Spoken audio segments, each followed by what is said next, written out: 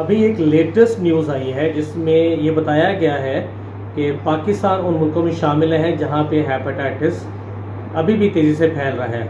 اس میں hepatitis be بھی ہے اور ہیپاٹائٹس سی کے پیشنٹ جو دونوں ہیں. اور اسپیشلی وزیر صحت جو ہے انہوں نے قومی اسمبلی میں ایک سوال جواب کے سیشن میں بتایا ہے کہ پاکستان میں جو ہیپاٹائٹس ہے اس کی ریشو بڑھ رہی ہے. اس کی انہوں نے جو ریشو دی ہے اس میں 2.5 جو ہے پرسنٹ جو ہے وہ پاپولیشن جو ہے وہ ہیپاٹائٹس بی کا شکار ہے اور 5% جو پاپولیشن ہے وہ ہیپاٹائٹس سی کا شکار ہے. انہوں نے جب بتایا کہ یہ 2008 کی ریشو تھی، اس کے انہوں نے بتایا کہ 2018-19 میں جو سروے ہوا ہے اس میں جو ریشو ہے وہ اور تھوڑی تبدیل ہوئی ہے اور اس میں جو بتایا گیا 2.2% جو ہے وہ ہیپاٹائٹس بی ہے جو پاکستانی شکار ہیں اور 18.19% جو ہے وہ ہیپاٹائٹس سی کے شکار ہیں. یعنی کہ ریشو بہت تیزی سے اوپر گئی ہے، وہ تیزی سے بڑھتی جا رہی ہے، ڈے بائی ڈے بڑھ رہی ہے. اس کو کنٹرول ہونے کی بجائے، اس کو کم ہونے کے بجائے جو ہے وہ اس کی تعداد میں اضافہ ہو رہا ہے. پہلی جو اسٹڈی انہوں نے دی شو کی وہاں پہ 2008 کی اسٹڈی دی ہے جس میں انہوں نے بتایا کہ ہیپاٹائٹس بی جو پاکستان کی ریشو تھی 2008 میں 2.2% تھی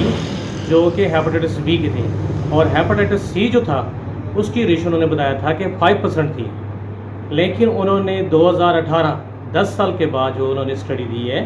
کہ 10 سال کے اندر جو انکریز ہوا ہے، جو ہیپاٹائٹس 5% تھا وہ 18.19% پہ چلا گیا ہے، اور جو ہیپاٹائٹس بی ہے وہ 2.5 ہے، 2.2 ہے، وہاں پہ وہ ریشو جا رہی ہے اس کی. اچھا، اس طرح انہوں نے سندھ کی ریشو بتائی ہے، وہاں بھی ایسی حالت ہے. پنجاب میں تو بہت زیادہ ہے، باقی صوبوں میں یہی صورتحال نظر آ رہی ہے. اس میں ایک مین ریزن انہوں نے جو بتائی ہے، انہوں نے بتایا ہے کہ جراحی کے آلات، سرجری کے جو آلات ہوتے ہیں جب ہم آپریشن کروا رہے ہوتے ہیں، چاہے ایمرجنسی میں جا رہے ہیں، پرائیویٹ ہے، سرکاری ہاسپٹل ہے، وہاں جب ہم ٹریٹمنٹ کے لیے جاتے ہیں تو جو سرجیکل کے سامان ہوتا ہے، چاہے وہ پریگنینسی کی آپریشن ہو رہا ہے، ڈیلیوری ہو رہی ہے، چاہے وہ آرتھو کا آپریشن ہو رہا ہے، وہ چاہے جنرل سرجری ہو رہی ہے، چاہے ایمرجنسی کا آپریشن ہو رہا ہے، تو وہاں پہ جو سرجری کے سامان ہوتے ہیں اس کو پراپر اسٹرلائز نہیں کیا جاتا ہے، آٹو کلیو نہیں کیا جاتا ہے، اور جس کی مین ریزن ہے کہ وہ ہیپاٹائٹس جو ہے وہ آگے پھیل رہا ہے، وہی آلات استعمال ہوتے ہیں. اس کے علاوہ ایک جو مین ریزن ہے، جو پرائیویٹ ہاسپٹل ہیں، جو کلینکس ہیں یا ایسی جگہ ہیں جہاں سے وہ پیشنٹ سفر ہو رہے ہیں، جہاں کہ سرنج ری یوز ہو رہی ہے، بار بار سرنج یوز ہو رہی ہے، نیڈل ری یوز ہو رہی ہے، اور اس کی بھی ایک ریزن ہے کہ ہیپاٹائٹس جو ہے وہ آگے پاپولیشن میں بڑھتا جا رہا ہے. اچھا، اس کے ساتھ انہوں نے بتایا کہ صرف یہی لوگ نہیں ہیں، ہاسپٹلز نہیں ہیں، کلینک نہیں ہیں، آپ کے حجام، آپ کے ڈینٹسٹ اسپیشلی جو اپنے انسٹرومنٹ یوز کرتے ہیں ان کو اسٹرلائز نہیں کرتے، یا ون ٹائم یوز کر کے اس کو ڈسکارڈ نہیں کرتے، یا آپ یہ دیکھ رہے ہو کہ جو ان کے انسٹرومنٹ ہیں وہ اسٹیل کے ہوتے ہیں یا لوہے کے ہیں، جہاں پہ وہ یوز کرنے کے بعد اس کو آٹو کلیپ کرنا ہوتا ہے، انہیں پراپر وہ ٹائم نہیں دیا ہوتا اور وہ اسٹرلائز نہیں ہوتے، اور وہ ہیپاٹائٹس کی ایک مین ریزن بنتے ہیں.